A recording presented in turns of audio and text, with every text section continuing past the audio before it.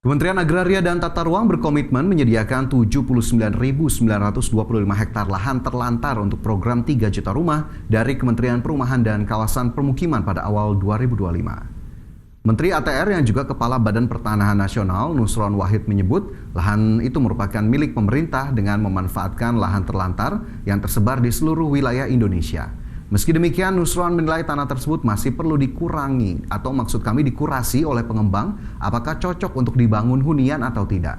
Nusron memastikan nantinya kementerian akan memaparkan lebih lanjut terkait bentuk peta topografi dan lokasi potensi permukiman dari tanah terindikasi terlantar. Kami punya cadangan nasional, tanah cadangan untuk negara.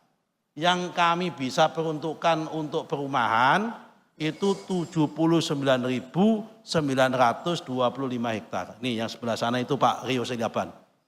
Ya kan?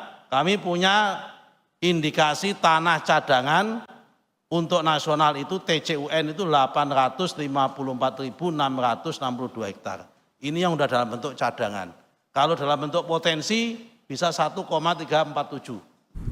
Ya, kalau kita berbicara soal program 3 juta rumah begitu ya, yang memang sudah dicanangkan pemerintah, ini sebetulnya ya kita harapkan bisa kemudian terrealisasi, tapi jangan lupa tantangannya banyak sekali gitu ya, karena memang untuk membangun 3 juta rumah ini diperlukan usaha dari berbagai pihak, tidak cukup hanya dari pemerintah saja, tapi peran swasta juga harus didorong gitu, karena memang 3 juta ini bukan angka yang kecil loh, Cak, karena memang selama ini tiap tahun pembangunan perumahan, jika saya tidak salah, ini masih berada di angka ratusan ribu saja. Iya, tadi kalau bicara tantangan membangun 3 juta rumah gitu ya, ini kan bicara mengenai belum lagi ketersediaan lahan. Kemudian juga ketika dibangun sejumlah rumah gitu ya, itu kan perlu juga adanya infrastruktur yang memadai, fasilitas yang memadai, akses yang memadai gitu ya, dan ya segala sesuatunya perlu dipertimbangkan. Tapi tadi kalau kita sempat review juga berita terkait dengan belum memiliki rumah dianggap ataupun dikategorikan masyarakat miskin, agak miris juga begitu ya kalau diimbangi dengan kebijakan pemerintah seperti apa. Apalagi sekarang dengan adanya PPN 12%, sektor properti juga terdampak gitu ya. Ini kayaknya kaum muda juga